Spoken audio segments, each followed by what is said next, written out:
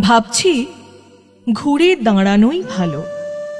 এত কালো মেখেছি দুহাতে, এত কাল ধরে, কখনো তোমার করে তোমাকে ভাবিনি।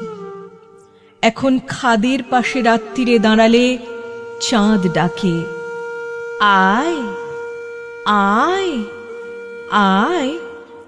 এখন গঙ্গার তীরে ঘুমন্ত দাঁড়ালে চিতা কাঠ ডাকে, আয় আয়।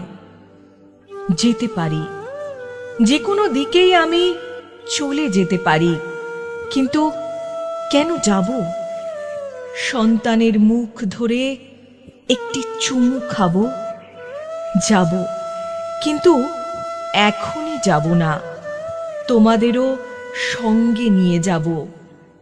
একাকী যাব না অসময়ে।